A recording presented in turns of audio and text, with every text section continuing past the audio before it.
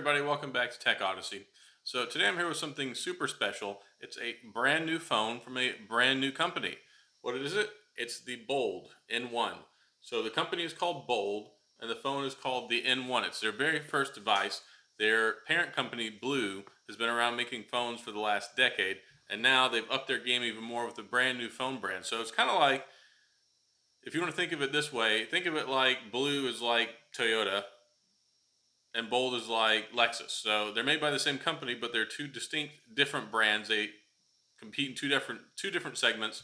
And the Bold brand is their premium tier device segment that's geared more towards making high-end, cutting-edge technology incorporation, brand new budget flagship phones. So they're going to put out 1 to 2 phones a year, and this, the N1, is their very first device that they've ever made, and it's available now for 199 bucks. So the MSRP is $249. If you get it from their own website, you can get it for $199 with the $50 instant rebate right now. If you get it from Amazon, it's going to be $249. So it's better if you buy it from the Bold website. And I've got both of those down in the description, so you can click those if you're interested. All right, so I've told you that it's a more high-tier premium spec phone, so what does that mean? Well, let's read off some of the specs so you can see what we've got in the box here. You got a 6.4-inch AMOLED screen, not an LCD screen, a AMOLED screen. So really cool there. It's got a 92% screen-to-body ratio, no notch design. It's got a pop-up selfie camera. So it's got Corning Gorilla Glass 5. It's running the MediaTek Helio P70 processor, so it's a more powerful processor for you to do whatever you need to do with it. You can play games with it. You get your day-to-day performance out of it. It has some power. Now, it's clocked at 2.1 gigahertz. It's got AI technology. It's got 128 gigabytes of internal storage, so they kick that up a notch. It's got super pixel zoom up to 96 megapixels using their camera on the back. Now, it does have a 16 megapixel camera with the 5 megapixel depth sensor, so you can take your portrait shots. Then it has an in-display fingerprint sensor. So the screen, you just touch the screen, register your fingerprint, got the fingerprint sensor on the screen. So super cool there. A 3500 milliamp battery. You can expand the SD card slot up to 128 gigabytes, so you can double the storage that way. It has 18 watt ultra quick charging, which is really good.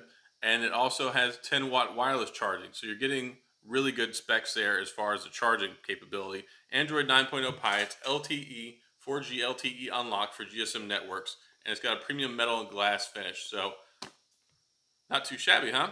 Especially for 199 bucks. Where in the world are you going to find that for $199? I really don't know. And this part of the device segment, OnePlus used to really compete in these lower priced flagship phones. They call them the budget killer, never settle, all that good stuff. Well, with Bold, you're getting this amazing phone right out the gate for 199 bucks while supplies last, and then normal MSRP is still 259, and at 259 it still beats pretty much anything else spec wise out of the water that I've been able to review lately. So it's very similar to the Xiaomi 9T, which I used recently. A lot of the same features, a lot of the same stuff going into it, but this is a more premium device, and it's only $199 or $250 versus the $350 plus price tag. So how they managed to get all of this into that price point, I really don't know. I'm not going to ask questions, but let's go ahead and take a closer look at the new Bold N1. All right, so two things I want to talk about real quick are battery life and performance. So the performance is solid. It does get a little warm whenever you're playing some intense video games. I've got a clip in here from War Robots. I've got another clip from an Asphalt, I think it's Asphalt 9. A couple of games in there so you can see what the performance looks like. Works like a champ. 3500 milliamp battery. I'm averaging about 3.5 to 4 hours of screen on time with the brightness on max. I don't use any of that adaptive brightness stuff. I hate it. I like mine on full throttle all the time, and I'm getting 3.5 to 4 hours. Call quality is good. Call quality is really good, actually. I was surprised. It has a nice full spectrum sound, good depth. It doesn't sound like it's forced or tinny, none of that stuff. Made plenty of phone calls on it. I've been using it as my daily driver for about a week now, and I've really been enjoying it. So that's really cool. So performance is good. It's got a July software update. You can see that there as well. There's some customization that you can do. You get the Google Assistant feed if you swipe to the right. It's swipe up to get to the app drawer, swipe down to get to the quick settings, all that good stuff. And then you can change it around and you can set it up how you want to use it. So if you want to use the back button, if you want to use the regular menu bar down on the bottom with the menu and the back button, if you want to do swipe gestures, you can do all of that because it's running Android 9.0 Pie, and it's pretty much as stock as you can get. It's almost like running a Pixel. There's pretty much nothing on here. So I was really impressed with that. The software, the interface, all that stuff is top notch, and it runs really, really well. All right, so talking about gaming performance. Here I'm playing a game called War Robots. It's an online mech game where you go around and blow people up. Now, the reason I've been testing this out lately is because it's a pretty hardware intensive game. This is more graphics intensive and requires more hardware performance than even PUBG.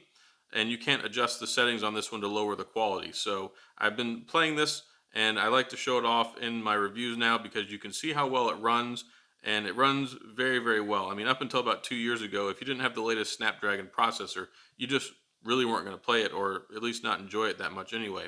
And then here's the latest Asphalt game as well. You can see it's nice and smooth. I mean, I'm not the best driver, but overall the gaming performance is solid, and I think you'll be happy if you buy this for playing games.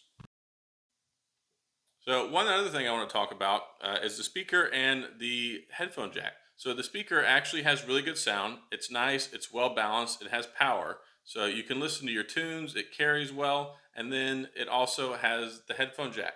So you're not left out in the wind. It's not like some of the other guys that are out there that are taking the headphone jack out. Um, Bold is still hanging in there. They came out swinging, and they've got the full sound experience for you. So if you want to plug in your headphones, you're good. If you want to listen to it on Bluetooth, you're good. You got Bluetooth 5.0. If you want to listen to it with the wired connection, everything that you need is there for a quality sound experience, and the actual speaker itself is good. So 2 thumbs up there.